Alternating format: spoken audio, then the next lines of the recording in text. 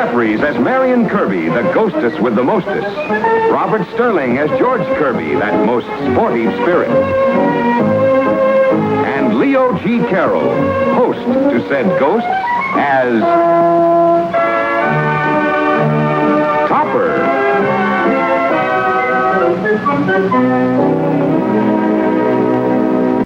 You've been behaving strangely ever since we moved into this house. Oh, I wouldn't say that, Henrietta. I'm sure you wouldn't. Nevertheless, it's true. And I'm worried about you. Well, you needn't be. I feel as fit as a fiddle. And ready for love. There. You see how jumpy you are? Well, Cosmo, I really think you need a checkup.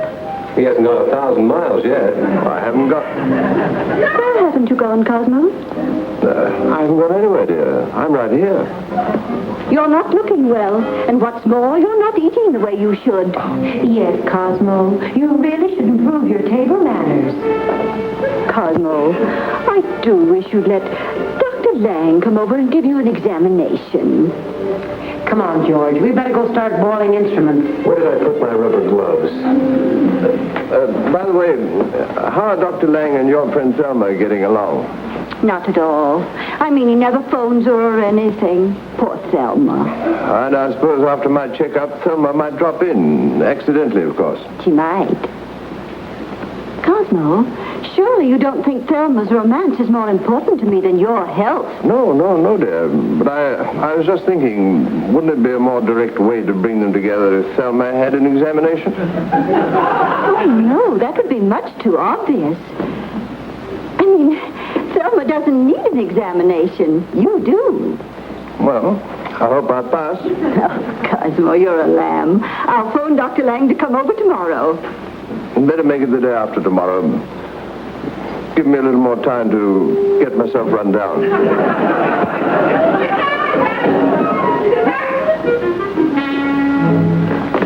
Very interesting. 6:30. Oh, I'd better start dressing for dinner. Not yet. We'll have to operate first. Go away. Absolutely normal. Oh, are you going to believe him or me? Well, you better find something wrong with me, or Henrietta will never forgive you. I'm doing my best. You're disappointingly healthy. Oh, my goodness. You mean we're not going to operate? We'll find something yet. Now we'll have a look at your heart. What did I tell you? Now we'll have a look at your heart. My scalpel, Neil. Neil, we're not going to operate on a bottle. Just as I thought. He has chimes. Sound as can be.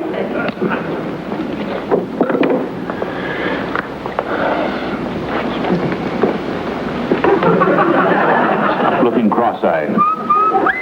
You peeping Tom. Oh, excuse me, Katie. Is the doctor... Dr. Lang's upstairs with Mr. Topper. Mrs. Topper's in there. Thank you. Oh, Henrietta, I'm so excited. Well, you mustn't be. Make it look as though you just happened to drop in. Take off your coat.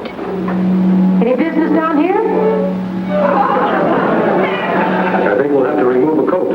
Quick, nurse, my forceps. Thelma.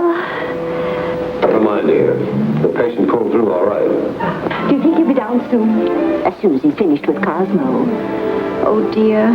I do hope he doesn't find anything wrong. I thought he had a little difficulty finding the patient myself. You're not worried about Cosmo. You know how men are. How are men? They're like children. They don't know how to take care of themselves, always getting sick and... Henrietta, what is it? Oh, come sit down. George, she's sick. Don't worry. I'm here. I'm all right. See? Shall I get the doctor? Yes. No, it's nothing. But Henrietta, you look like a ghost. Take that back. Well, Mrs. Topper, your husband's the healthiest... Now, what's wrong here? She suddenly had a pain. Henrietta, what is it? It's all right.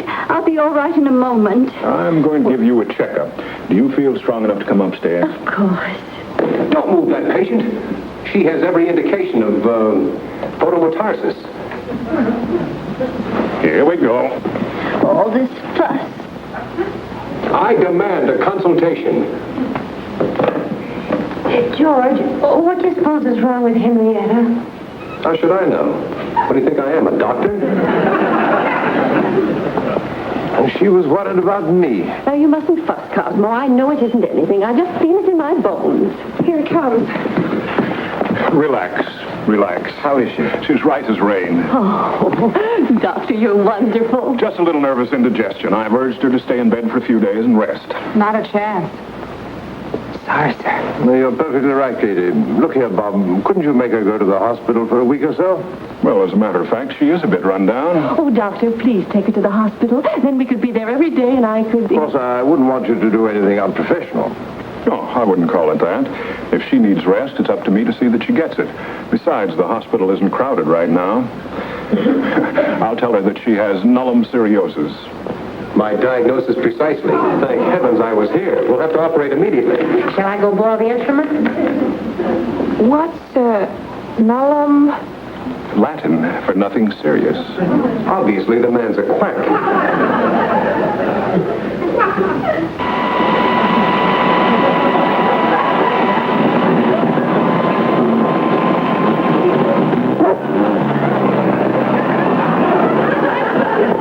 George, look at this.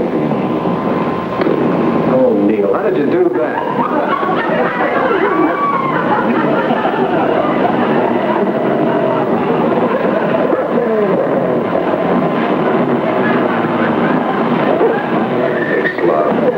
Get out of that one if you can.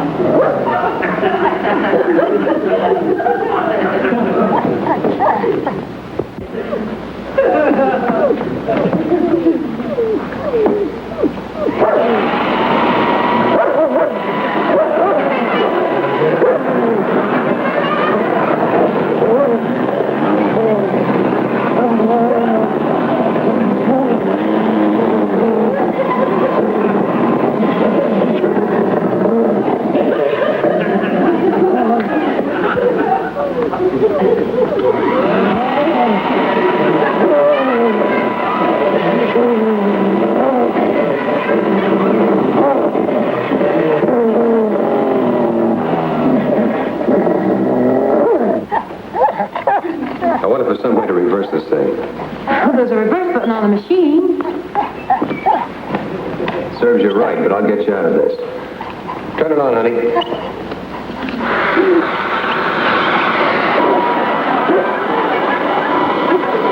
Now, look what you've done.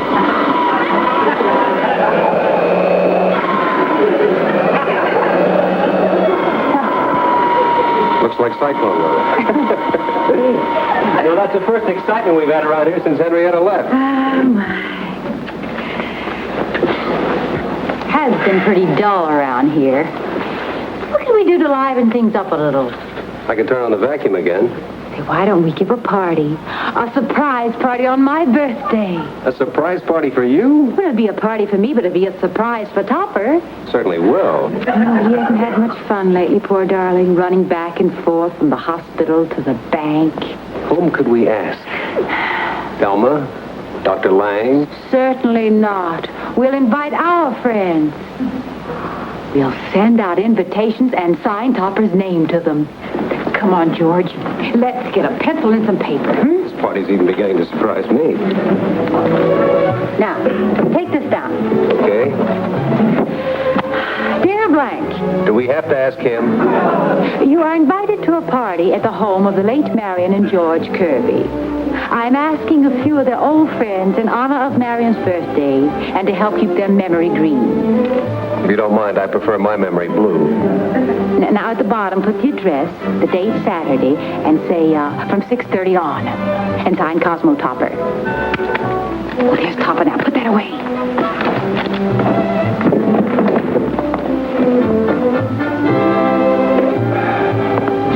Did you have a nice day at the bank, darling? Yes, Deb. Oh, sorry. Force of habit. Well, let's start again, shall we? Have a nice day at the bank, darling. Fine. Any embezzlements or hold-ups? No, it was an off day. Cosmo, sit down. But I don't want to sit down. Why are you suddenly calling me Cosmo? Because I want to be a Henrietta to you. Well, thank you very much. But I prefer Henrietta to be a Henrietta to me. Don't argue, darling. George, go get Cosmo his slipper and his smoking jacket. I want him to be comfortable. Let him get his own slippers and smoking jacket. George, don't argue. How was Henrietta today, darling? She was fine this afternoon. Topper. You won't be going to the hospital Saturday afternoon, will you? I think so. Why? Well, because, it's my birthday. Saturday, eh? I was born from 6:30 on. And I thought it would be nice if you and George and Neela and I could have a drink together. Well, I think that could be arranged. I hope you'll be very comfortable.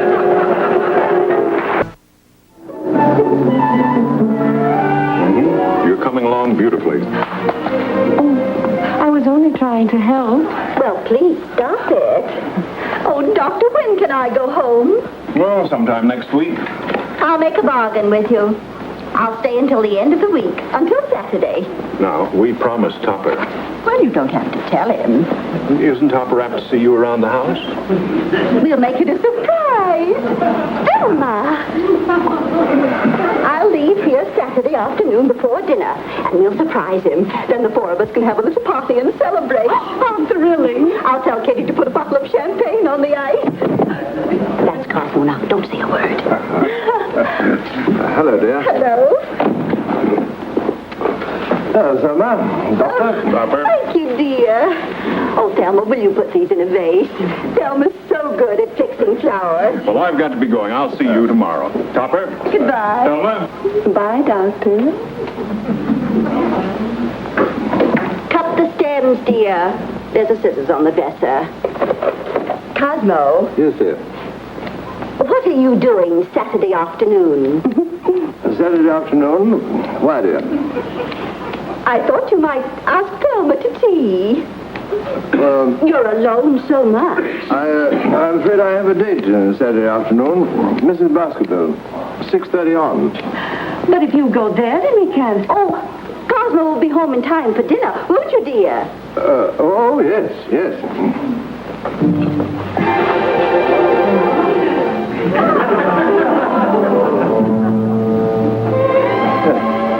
And isn't she?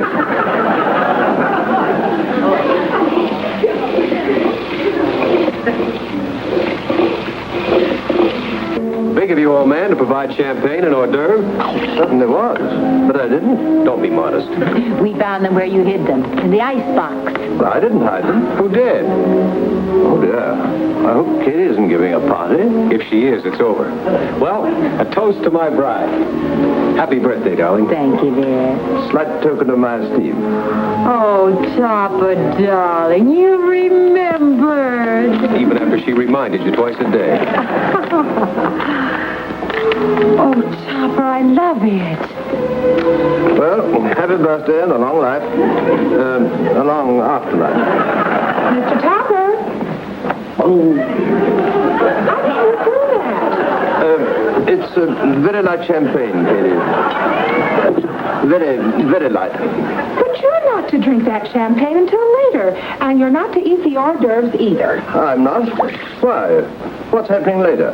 Well, it's a surprise. How does she know? Topper, stop her. Topper. Kitty, we have... I haven't finished that yet. And you're not going to until... There she is. Who is? Good evening. Oh, Phyllis, isn't it too depressing? Their old house. I'm simply devastated. Well, look who's here. Violet and Edna. Whom did you wish to see? Why, Mr. Topper, of course. Whom shall I say is calling? He wouldn't know it from Adam. Don't they look wonderful? Hi, Vi. Kitty, who is it? Two women you don't know from Adam. I don't? Let me take your wraps. Phyllis, our rats. It's the moths, and they're very large around here. They'll take anything, but they won't hurt it. Oh, well, isn't he a lamb? You must be Mr. Topper. Oh, you darling, darling man. I must kiss you. You must. Uh-huh.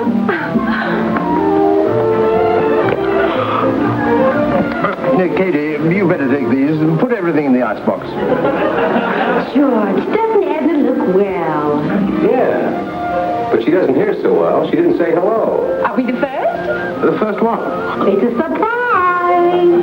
Such a beautiful sentiment to throw a party for the Kirbys. I must kiss you again. Must you? If that's who I think it is, break loose. Hey, Charlie, Jack, Louise. Hey, Mary, say hello to Elizabeth. Hello, Lizzie. Hi, Louise. So glad you could come. Let's have out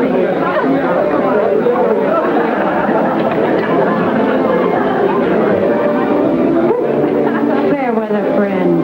Well, you made up the guest list. I did? What is that? And I'll give a party for the Kirbys next Tuesday. I'll give one for them on Thursday. And the rest of the week we'll divide among the others.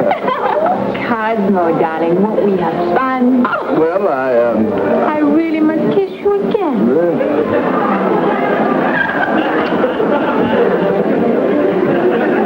I think of the times I've had in this very house, in this very room, and now where is she? Poor pretty Marion, the life of everybody.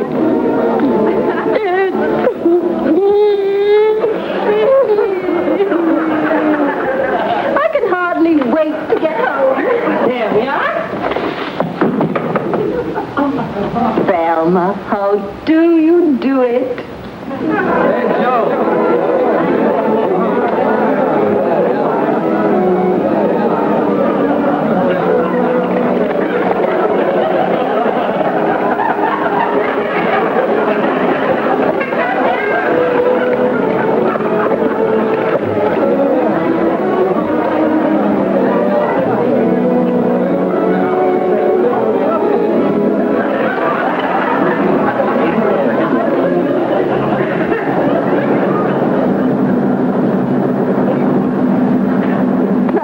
Won't Cosmo be surprised?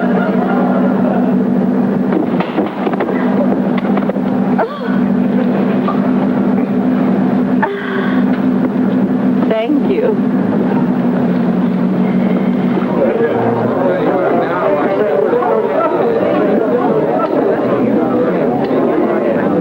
Quiet, everybody. Quiet. We're going to play a game. Topper, darling, a most divine party. Never had a better time.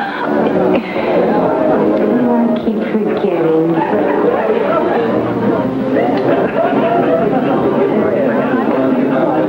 I really must kiss you again. don't be alarmed. It's only the ghost of Marion Kirby. Topper, let's play the orange game. What's the orange game? Don't you know? No. Oh, take the orange like this, put it under your chin, and then a woman passes it on to a man without any heads. Let's try it. You're not fooling anybody with that orange.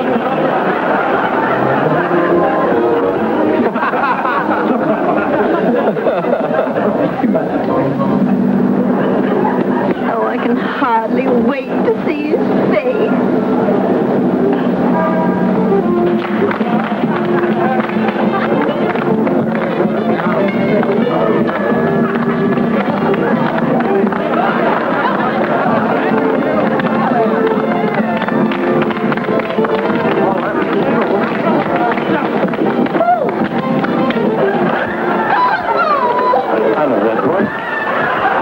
Now I know why you had me put away in the hospital.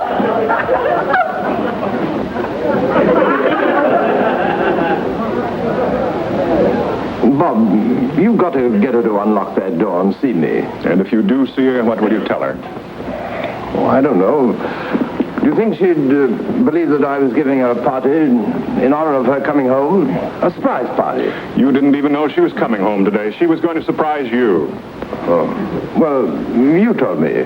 You told me Henrietta was coming home. I did not. Besides, it won't work. Oh, it's got to work. Why did I refuse to invite Selma for tea? Why did I pretend I was going to Mrs. Baskerville's? Well, just so that I could keep Henrietta from suspecting my little plan, so that I could give her a surprise party, brighten up her life a bit, after all these days in hospital. And the only reason I didn't tell you about it was because I was afraid you'd tell Henrietta and spoil the surprise. Cosmo, darling, can you ever forgive me? Why, yes, of course, Henrietta, but never let it happen again now. Just one thing, Cosmo. Who were all those people? Just people, dear. You know, men and women. But I've never seen them before. Well, that's just it, dear. I thought perhaps it would be a nice little change for you to see some new faces instead of some old faces. So nice of you to be leaving. Mr. Topper. Mary, Henrietta. Such a wonderful party. I really must kiss you again. Oh, he'll never get out of this one. Well, don't stand there. Kiss your Aunt Henrietta and go home. What does he do?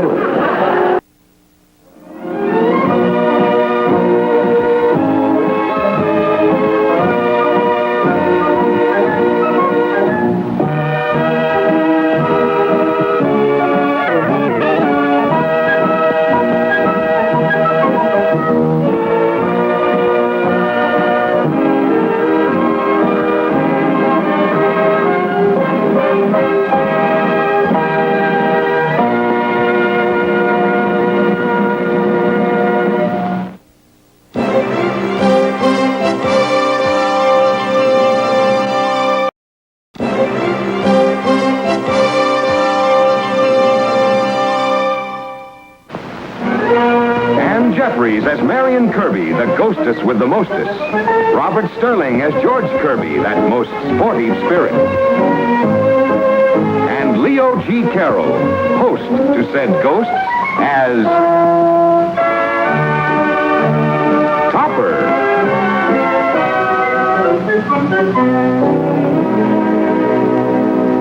You've been behaving strangely ever since we moved into this house. Oh, I wouldn't say that, Henrietta. I'm sure you wouldn't. Nevertheless, it's true. And I'm worried about you. Well, you needn't be. I feel as fit as a fiddle.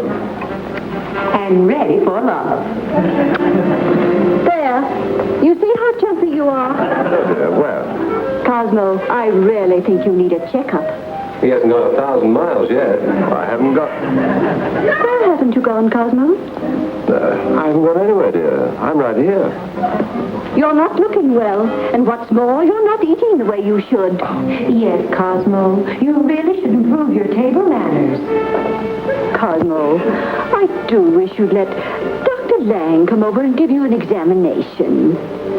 Come on, George. We better go start boiling instruments. Where did I put my rubber gloves? By the way, how are Dr. Lang and your friend Thelma getting along? Not at all. I mean, he never phones her or anything. Poor Thelma. And I suppose after my checkup, Thelma might drop in. Accidentally, of course. She might. Cosmo, surely you don't think Thelma's romance is more important to me than your health? No, dear. But I was just thinking, wouldn't it be a more direct way to bring them together if Thelma had an examination? Oh, no, that would be much too obvious.